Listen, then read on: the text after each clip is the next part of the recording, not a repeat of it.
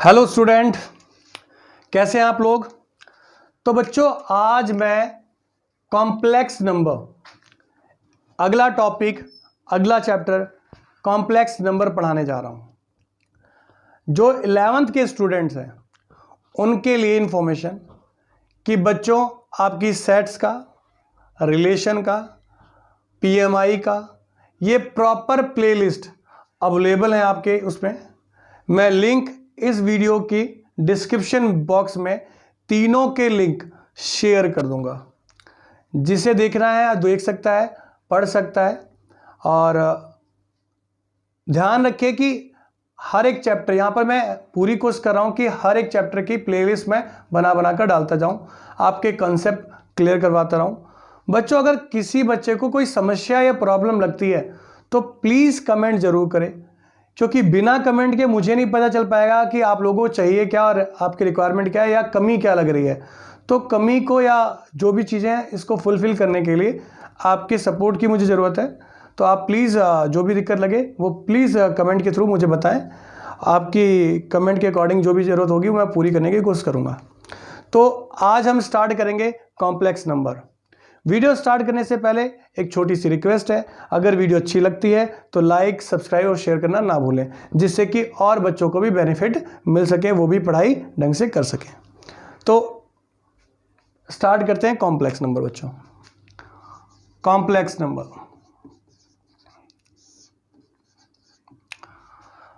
Complex number के अंदर हम बात क्या करेंगे।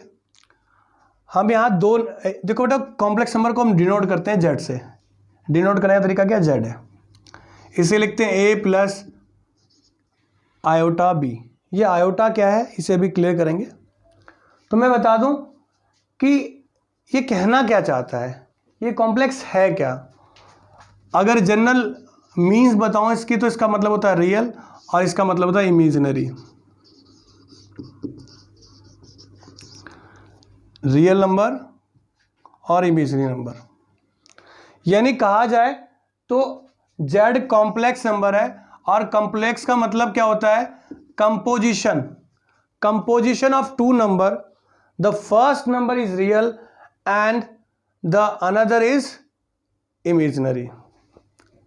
इसे समझे कैसे, यानी कंपोज किया गया रियल और इमेजिनरी। कोई इमेजिनरी है क्या, ये रियल है क्या। मैं एक एग्जांपल के थ्रू डिफाइन करता हूं। देखो, complex number is what, on the basis of reality, when we imagine something, the composition of both is known as complex number। जैसे कि किसी बच्चे के 10th में 10 CGP आ जाती है, बच्चे के पेरेंट्स कहते हैं मेरा बेटा साइंस लेगा और साइंस लेकर ये साइंटिस्ट बनेगा। क्या हुआ कि भाई 10 CGP आई, रिजल्ट बहुत अच्छा रहा। उस रिजल्ट के बेस पे बच्चे ने इमेजिन किया, यानी पेरेंट्स ने इमेजिन किया, बच्चे ने इमेजिन किया कि हाँ मैं साइंस लूंगा और साइंटिस्ट बनूंगा। तो देखो 10 CGP आया, ये तो नो डाउट कि बच्चा इंटेलिजेंट है, बहुत अच्छा बच्चा है, इसमें कोई दिक्कत वाली बात नहीं है। तो रियलिटी यहां पर क्या होगी, ग्रेड के बिहाफ पर, कि वो बच्चा इंटेलिजेंट तो है, नो डाउट। अब इमेजिन क्या हुई, उस इंटेलिजेंट से हम ये सोच रहे हैं फ्यूचर में कि ये चलकर क्या बन जाएगा, साइंटिस्ट बन जाएगा। पर इट इज नॉट नेसेसरी कि वो साइंटिस्ट बने, वो कुछ और भी कर सकता है। वो IAS बन जाए या फिर कोई और फील्ड में जा सकता है, यानी कुछ भी कर सकता है, टेररिस्ट बन सकता है फन के लिए बेटा, कुछ ऐसी बात नहीं है। तो कहने का मतलब है कि on the basis of reality when we imagine something, the all condition is known as complex number. ये इमेजिन है, ये हुआ नहीं है, इसे मान ले रहे हैं हम। और ये किस बेसिस पे माने, रियलिटी के बेस पे। जब हम रियलिटी के बेस पे कुछ इमेजिन करने लग जाएं तो वो कंडीशन क्या कहलाएगी, कॉम्प्लेक्स कहलाएगी। इस बात का ध्यान रखेंगे। रियलिटी होनी चाहिए, जब तक रियलिटी नहीं है तब तक इमेजिन कुछ नहीं होगा उसके अंदर, ठीक है। तो कॉम्प्लेक्स का मतलब क्या है, रियल प्लस इमेजिन। अब हम इसे इमेजिनरी क्यों कह रहे हैं सर, ये तो ये लिखा आपने रियल बोल दिया, इसे इमेजिन कैसे। जिस भी नंबर के साथ आयोटा लग जाए, इस सिंबल का नाम है आयोटा, ये सिंबल लग जाए वो इमेजिन की कंडीशन होती है। 10th क्लास में आप लोगों ने पढ़ा था, जब रूट नेगेटिव होता है तो हम उसे बोलते थे कि नॉट डिफाइन, पॉसिबल नहीं है, नहीं बता सकते इसके बारे में।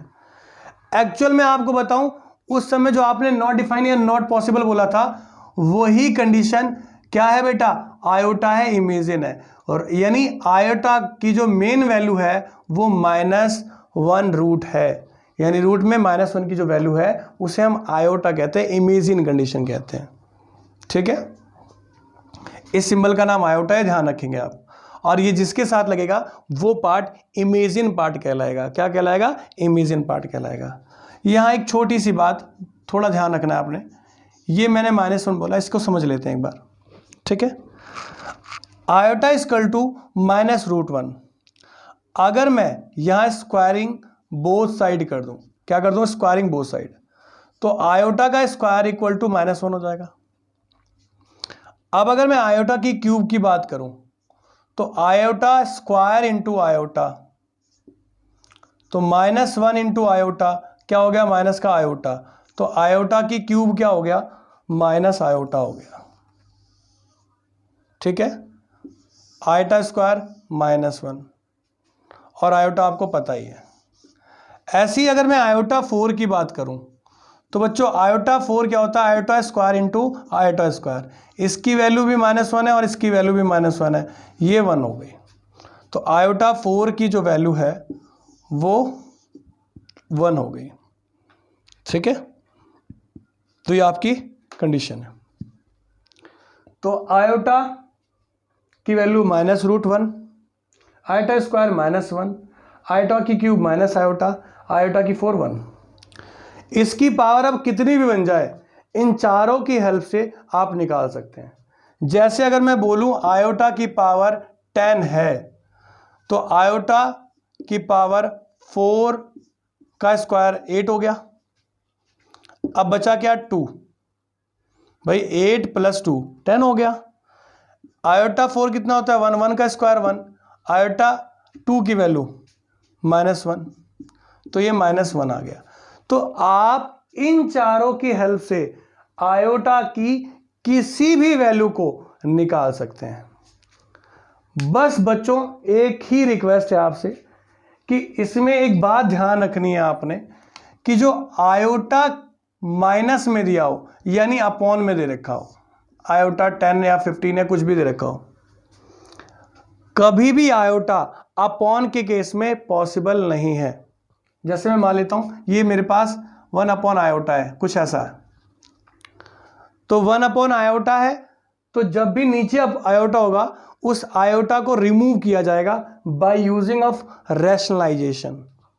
रैशनलाइज कैसे करते हैं, आयोटा से ऊपर नीचे मल्टीप्लाई, ये आयोटा हो गया, ये आयोटा का स्क्वायर हो गया, और आयोटा के स्क्वायर को हम क्या बोलते हैं, माइनस बोलते हैं, तो ये माइनस का आयोटा हो गया। यानी आपको ध्यान रखना है कि आयोटा अपॉन में नहीं आना चाहिए। अगर अपॉन में आता है तो रैशनलाइज करके इसे ऊपर ले आएंगे आप, ये बात ध्यान रखनी है। अब बात आती है सर ऐसा क्यों किया, क्योंकि हमारी जो कॉम्प्लेक्स की कंडीशन है उसकी स्टैंडर्ड फॉर्म यही है, वो कहती है रियल प्लस इमेजिन, और इमेजिन अपॉन में नहीं आता, वो मल्टीप्लाई की कंडीशन में आता है उस नंबर के। ठीक है, तो इस बात का आप ध्यान रखेंगे। आगे बढ़ते हैं बच्चों, आगे तो हमने बोला कॉम्प्लेक्स नंबर क्या है, this is a composition of real और imaginary number on the basis of reality when we imagine anything that is known as complex, that's it. तो कंटिन्यू करते हैं बच्चों आगे। अब एक आता है कॉन्जुगेट वर्ड। कॉन्जुगेट वर्ड, तो कॉन्जुगेट को हम ऐसे लगाते हैं, जेड के ऊपर बार, इस पूरे सिंबल का नाम है कॉन्जुगेट ऑफ कॉम्प्लेक्स नंबर।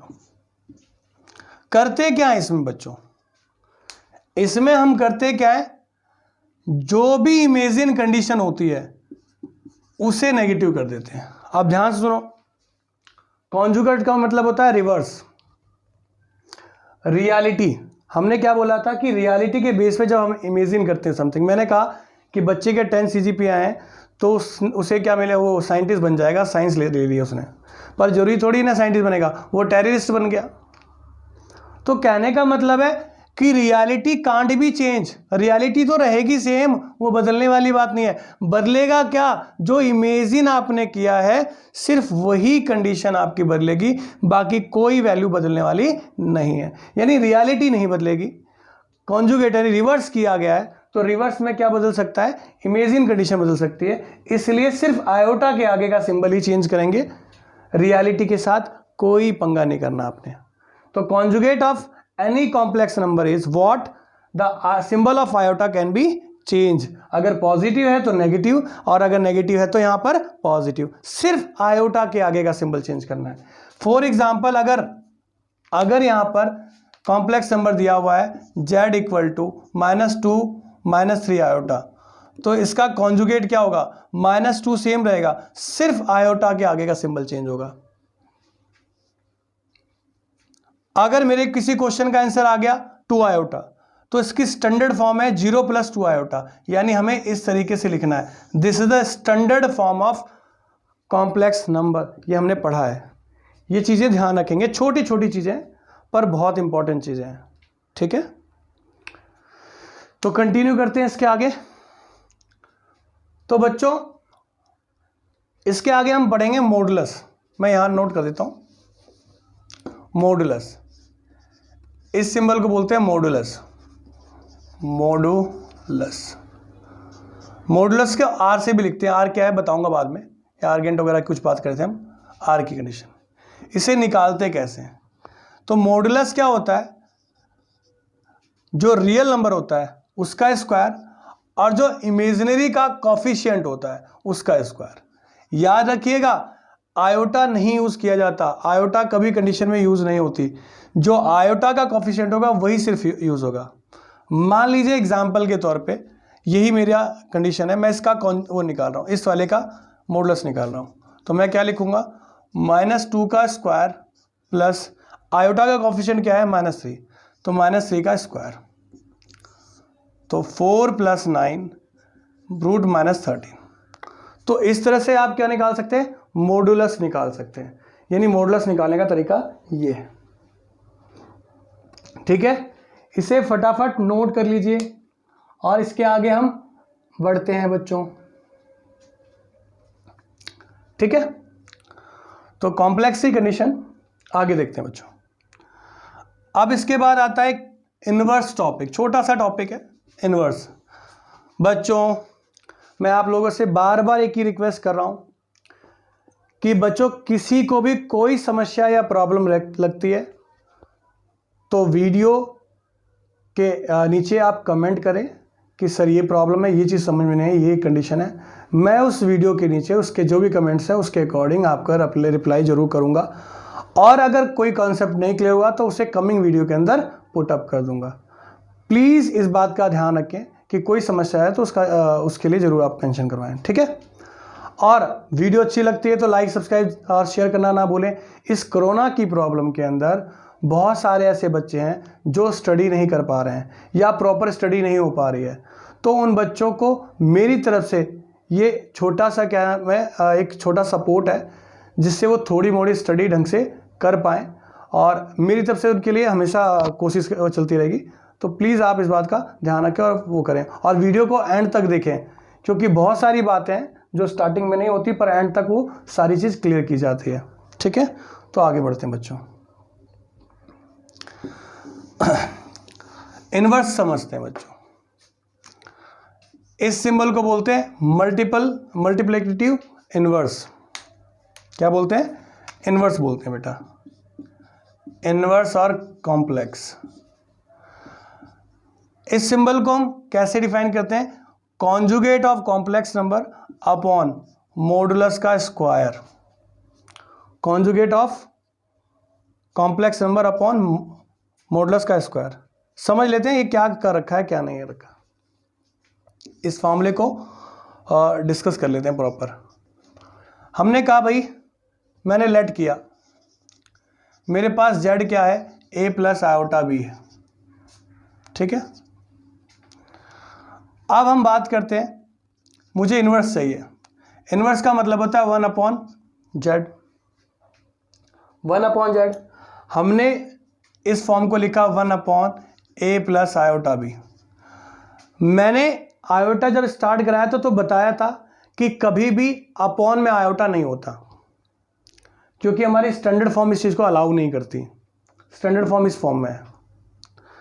अब नीचे आयोटा आ गया, तो मैंने आयोटा को रिमूव करने का तरीका बताया था। मैंने कहा था आप क्या करेंगे, रैशनलाइज करेंगे। अगर मैं रैशनलाइज करता हूं तो रैशनलाइज कैसे होगा बच्चों, इसके साइन का चेंज करके ऊपर नीचे मल्टीप्लाई करते हैं हम। अगर मैं ऊपर नीचे मल्टीप्लाई करता हूं तो देखो ऊपर क्या बन गया, a माइनस आयोटा b, नीचे क्या हो, a माइनस बी और a plus b, a minus b, तो a square minus b square. और आप देखेंगे a minus iota b, a का स्क्वायर माइनस आयोटा का स्क्वायर और b स्क्वायर, ठीक है। अब आप ध्यान से देखिए इस वैल्यू को, इस वाली वैल्यू को, एक सेकेंड,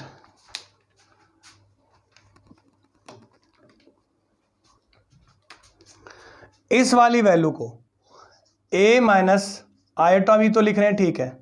ये आयोटा स्क्वायर क्या होता है, -1 होता है, तो a square plus b square हो गया।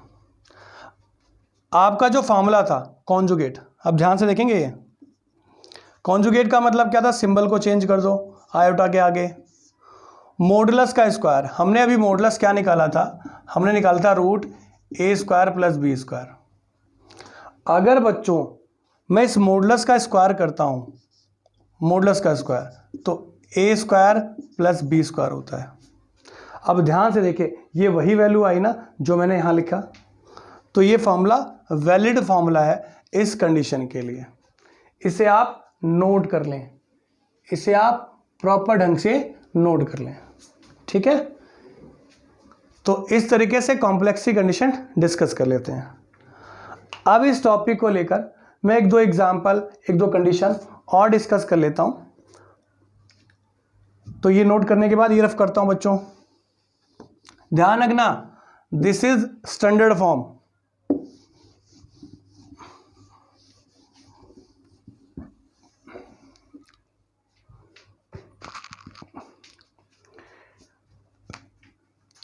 मान लीजिए दिया हुआ है आपके पास -25, हमसे पूछा गया एक वैल्यू है, इस वैल्यू का क्या निकालिए, वैल्यू इसे स्टैंडर्ड फॉर्म में लिखिए। तो मैंने कहा 1/, आयोटा की पावर 25। मुझे पता है आयोटा 4 की जो वैल्यू होती है वो 1 होती है, तो आयोटा 4 इंटू दिस 6, ये 24 हो गया, इंटू 1। पता है ना, बेस सेम हो तो पावर ऐड होती है, और ये दोनों मल्टीप्लाई होगा, ये ऐड होगा, तो 24 + 1 25। अब हमें ये भी पता है ये 1 है, और 1 की पावर 6 हो तो भी वो 1 ही होता है, आयोटा की पावर 1, तो 1/, आयोटा हो गया। हमने ये भी कहा था कि नीचे आयोटा नहीं होना चाहिए, अगर होता है तो हमें रैशनलाइज करना पड़ेगा। तो मैं आयोटा से ऊपर नीचे क्या कर रहा हूँ, रैशनलाइज कर रहा हूँ। तो ऊपर आयोटा, नीचे आयोटा का स्क्वायर, तो बच्चों ये क्या हो गया, ये माइनस, तो आयोटा की वैल्यू यहाँ से 1 हो गई, क्या आ गई, सॉरी एक मिनट बच्चों, आयोटा स्क्वायर, ये -1, तो ये -1 आ गया। तो आप इसे क्या लिखेंगे, आप लिखेंगे 0 माइनस आयोटा। ये मेरा स्टैंडर्ड फॉर्म होगा कॉम्प्लेक्स को लिखने का। क्यों, क्योंकि मुझे पता है a प्लस आयोटा की b की फॉर्म में कॉम्प्लेक्स नंबर लिखा जाता है, तो इस बात का आप ध्यान रखेंगे, ठीक है। एक और एग्जांपल देख लेते हैं बच्चों।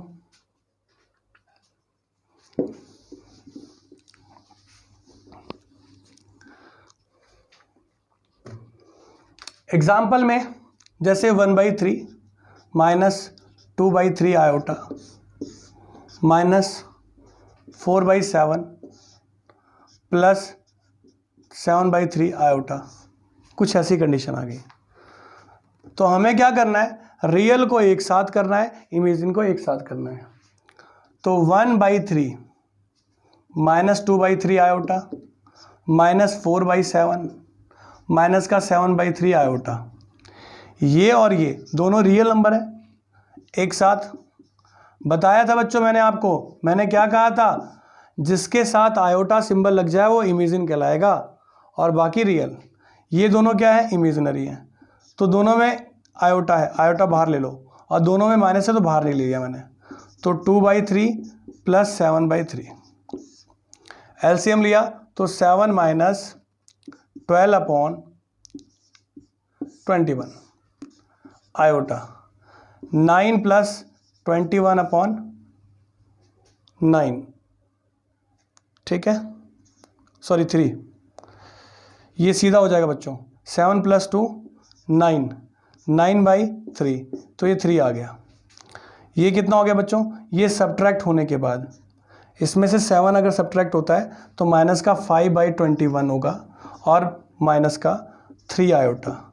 ये हमारी स्टैंडर्ड फॉर्म होगी, यानी रियल और फिर इमेजिनरी, ठीक है। तो इस तरीके से हम कोई भी क्वेश्चन कर सकते हैं, कोई दिक्कत वाली बात नहीं है। ध्यान रखना नीचे आप आयोटा नहीं होना चाहिए अपॉन में, अगर होता है तो रेशनलाइज करना पड़ेगा, और फिर a + आयोटा b की फॉर्म आप लिख के शो कर सकते हो। इसी के साथ बच्चों मैं आज की वीडियो ओवर करता हूँ।